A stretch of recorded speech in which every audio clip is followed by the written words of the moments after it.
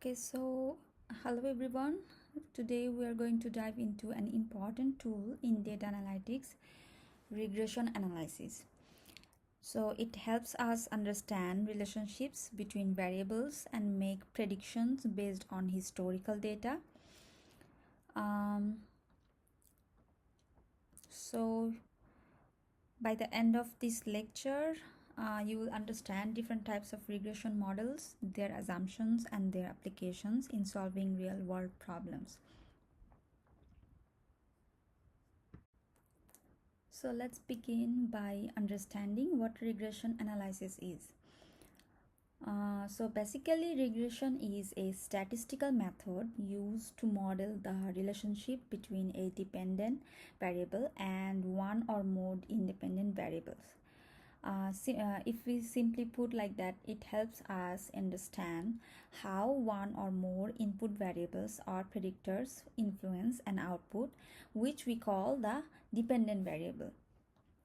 The primary goal of regression analysis is to predict the dependent variable based on the values of the independent variables. For example, um, if we want to predict sales figures, we might consider advertising spend as an independent variable. The idea is that there is a relationship between how much we invest in advertising and the resulting sales.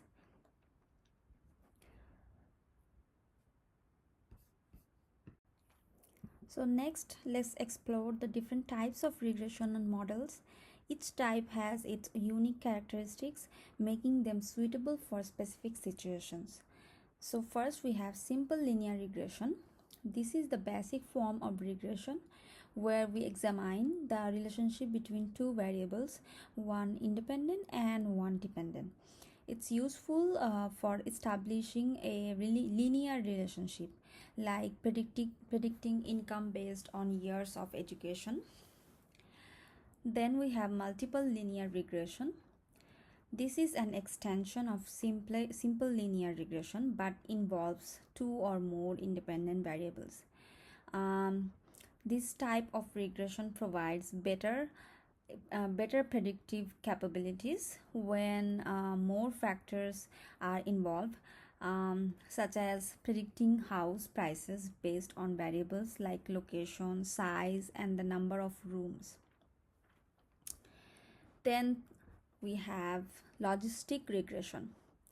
This type is used when the dependent variable is binary, meaning it has two possible outcomes such as yes or no or success or failure. It's used it's widely used in classification problems like predicting whether a customer will buy a product based on their characteristics. Then we have polynomial regression. When data does not fit a straight line and shows a curvilinear pattern, we use polynomial regression. It models nonlinear relationships, allowing for a more flexible fit to data, especially when dealing with complex patterns. So finally, we have ridge, lasso, and elastic net regression. These are regularization techniques which is used when we have issues like overfitting, especially when dealing with a large number of independent variables. So regularization helps by adding penalties to the model, which helps reduce complexity and improve generalizability. Ridge regression minimizes the sum of squared coefficients, while lasso helps with feature selection by driving some coefficients to zero. And then elastic net combines both approaches for a balanced solution. So each type of regression has its strength and specific use cases. Understanding these differences is crucial when choosing the right model for a given problem. So now let's take a closer look at simple linear regression. This type of regression is used to explore the relationships between two variables, a dependent variable denoted by y and an independent variable denoted by x. So the equation for simpler linear regression is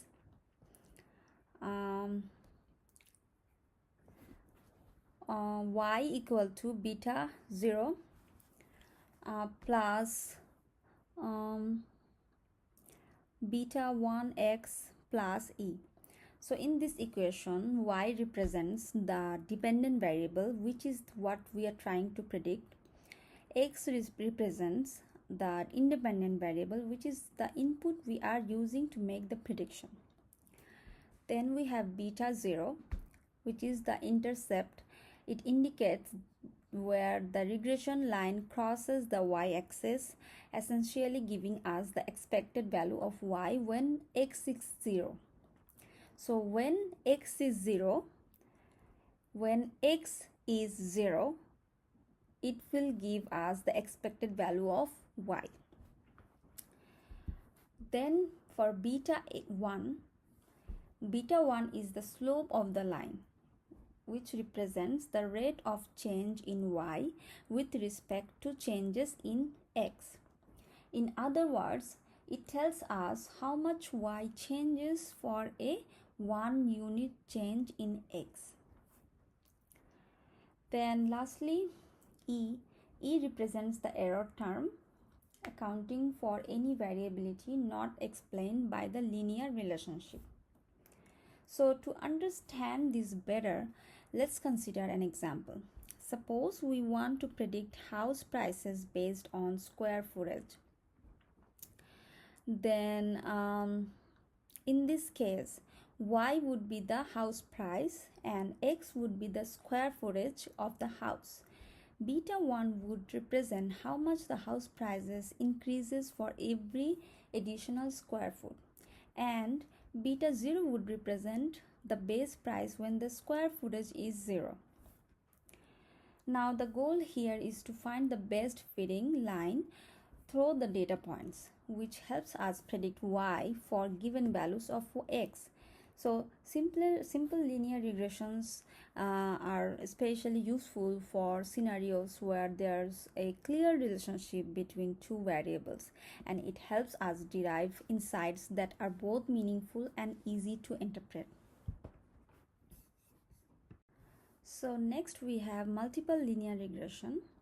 Unlike simple linear regression where we use only one independent variable, multiple linear regression involves two or more independent variables.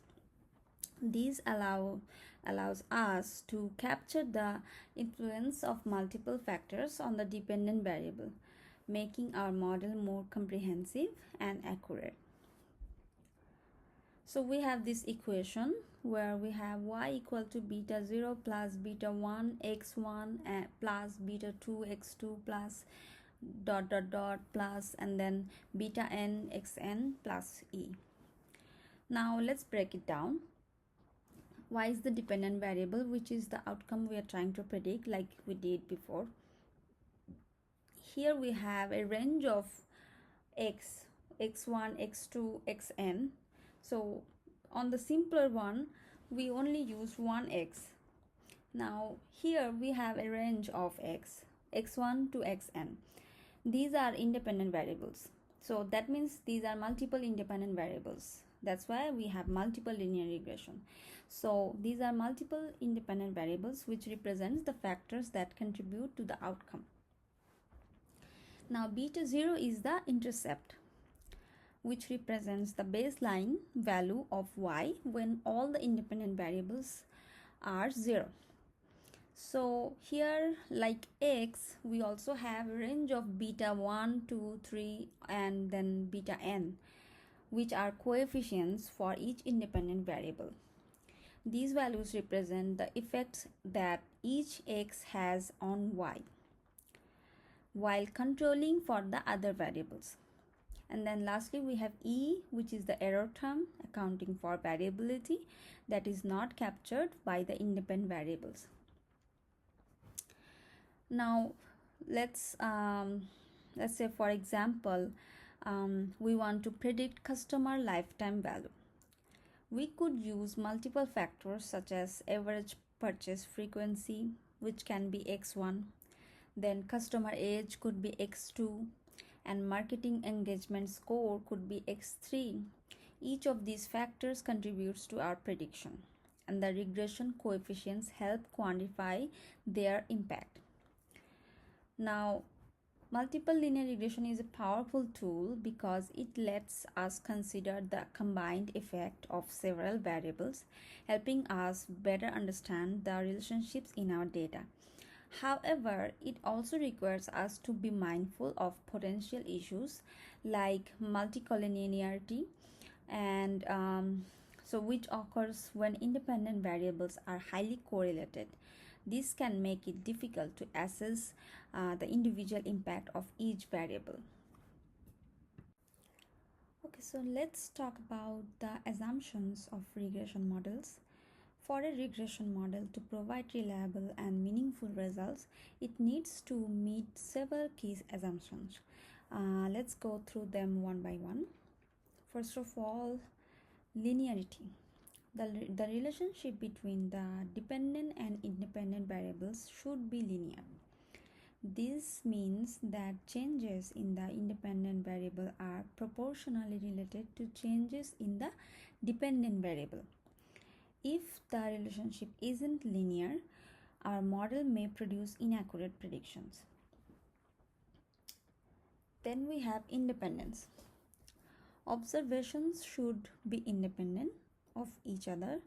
This means that the value of one observation should not influence the value of another. Violations of this assumption can lead to biased estimates, and it's particularly important when working with time series or group data.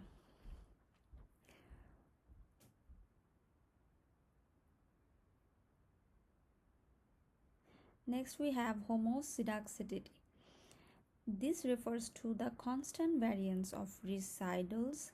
The residuals or the difference or the differences between observed and predicted values should have a constant spread across all levels of the independent variables. If the variance changes, our model may not properly represent the underlying data pattern. Next, we have normality of residuals. The residuals should be normally distributed. This assumption is particularly important for hypothesis testing as it ensures that the inference statistics are valid. We often check this by plotting the residuals and examining their distribution. Then lastly, we have no multicollinearity. So independent variables should not be highly correlated with each other. When multicollinearity exists, it becomes difficult to determine the unique effect of each independent variable on the dependent variable, leading to unreliable estimates. This is often tested using correlation coefficients or the variance inflation factor. Now, these assumptions are critical because when they are made, the regression model produces more reliable and interpreted results. If any of these assumptions are violated, we may need to consider transformations or different modeling techniques to correct the issues. So now that we have covered regression models and their assumptions, let's talk about how we evaluate the performance of our regression models. There are several key metrics that help us determine how well our model fits the data and predict future outcomes. Now, first we have R squared. R squared, or the coefficient of determination, is a measure of how well the independent variables explain the variance in the dependent variable. It ranges from 0 to 1, where a higher value indicates that a greater proportion of the variance is accounted for by the model. For example, an R square value of 0.8 means that 80% of the variance in the dependent variable is explained by the independent variables. However, it's important to note that R square doesn't always indicate whether the model is the best fit, as it tends to increase with more predictors. So next we have adjusted R squared. To address the limitations of R squared, we use adjusted R squared. It adjusts R squared for the number of predictors in the model. Unlike R squared, adjusted R squared can decrease if adding more variables doesn't improve the model's fit. This makes it a more reliable indicator when dealing with models that have multiple independent variables. Then we have mean squared error. So squared error is a measure of the average squared difference between actual and predicted values. It penalizes large errors, making it useful for highlighting the accuracy of predictions. A lower mean squared error indicates a model with better predictive accuracy. So lastly, we have root mean squared error, RMSE. Now RMSE is the square root of the MSE, and it provides an error measure in the same units as the dependent variable, making it more interpretable. It represents the typical deviation of the predicted values from the observed ones. A lower RMSE is generally preferable, as it indicates that the model's predictions are closer to the actual values. Now, each of these metrics provides different insights into model performance. R square and adjusted R square tell us how well our model explains the variance in data, while MSE and RMSE helps us understand the typical prediction error. By evaluating our model using these metrics, we can determine if it meets our expectations for accuracy and if we need to make any adjustments to improve it. Now let's discuss some practical applications of regression analysis. It is widely used across different industries because of its ability to model relationships and predict outcomes based on historical data. So here are some common applications. First is sales forecasting. One of the most common uses of regression analysis is in predicting future sales.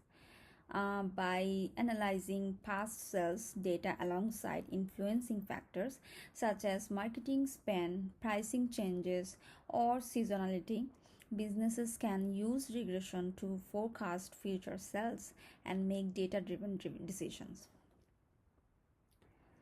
Next, we have marketing impact analysis. So, regression helps in assessing the impact of marketing campaigns on sales or brand awareness. For example, we can use multiple regression to determine how much each marketing channel, such as TV ads, online ads, and social media campaigns, these contributes to overall sales, helping marketers optimize their budget allocation for maximum return on investment. Next, we have finance. In finance, regression analysis is used for predicting stock prices and assessing the risk associated with financial investment.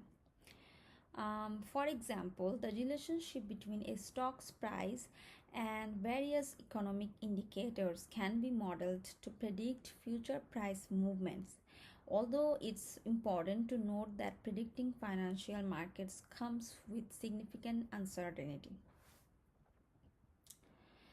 Lastly, we have healthcare. For example, disease progression modeling. So, regression is also useful in healthcare for predicting patient outcomes or disease progression. For instance, doctors can use regression models to understand the relationship between risk factors like age, lifestyle, and medical history, and the likelihood of developing a particular disease, which helps in early diagnosis and in planning more effective treatment strategies. So, these are just a few examples of how regression analysis can be applied in real world scenarios. Its versatility makes it an invaluable tool across industries, helping organizations make informed decisions based on data.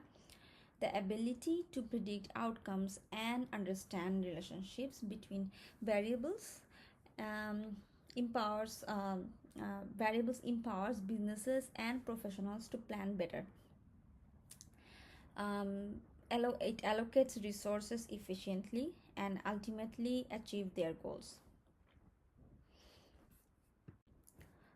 To better understand how regression can be applied, let's go through a case study on predicting house prices. This example will help illustrate the steps and logic involved in a particular um, practical regression application. So our goal here is to predict house prices based on certain features such as square footage, number of bedrooms, and location. These features are represent the independent variables, and our target output, the house price, is the dependent variable. Now, to achieve this goal, we use historical housing data. The dataset contains information on previous sales with details such as square footage, the number of rooms, the age of the property, and of course the sale price. This type of data is commonly used for training our model, allowing it to learn the relationships between these variables. So the most suitable approach for this type of problem is multiple linear regression. Here we model the relationship between the independent variable like square footage and number of bedrooms and the dependent variable house price. The regression equation will help us quantify how much each feature contributes to the price. For example, we may find that an increase in square footage tends to increase the price by a certain amount, while the number of bedrooms might contribute differently. So by applying multiple linear regression, we can capture the effect of each independent variable while controlling for the influence of others. This is particularly useful in real estate, where many factors can affect prices simultaneously.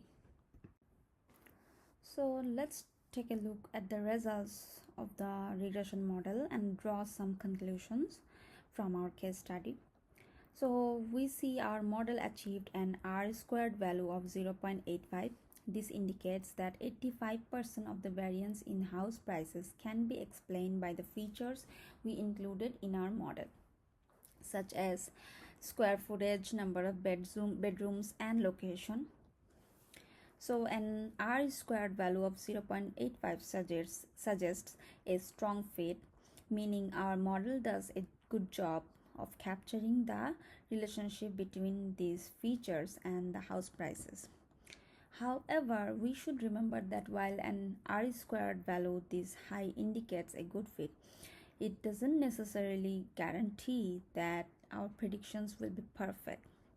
These are still other factors, so there are still other factors not included in our model that may influence house prices. Now, to conclude this, we can say based on these results, we we can say that regression is an effective tool for predicting house prices using relevant features. It allows us to quantify the effect of each feature and make informed predictions based on historical data. This kind of analysis is highly valuable in real estate for pricing strategies, investment decisions, and market analysis. Now, the key takeaway here is that regression analysis helps simplify complex relationships, turning data into actionable insights. By understanding the factors that drive house prices, we can make better decisions in a variety of contexts, from buying a home to managing real estate investments. So, to wrap up, let's revisit the key points we covered in today's lecture. First, we discussed that regression analysis is a crucial tool for predictive modeling in data analytics. It allows us to quantify relationships between variables, understand trends, and make informed predictions.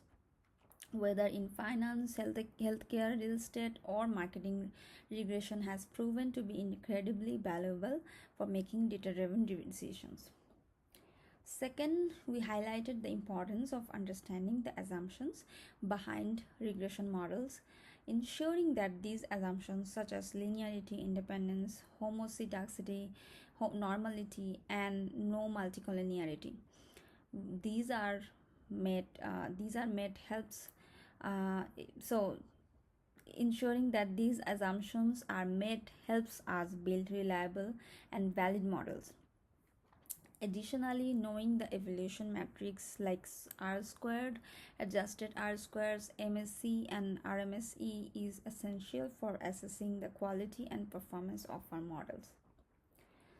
So, by understanding the concept, assumptions, and evaluations models associated with regression, we can use this powerful technique effectively to solve real-world problems.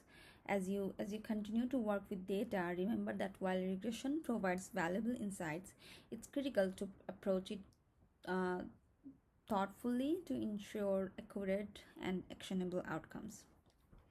Thank you for today, and please let me know if you have any questions.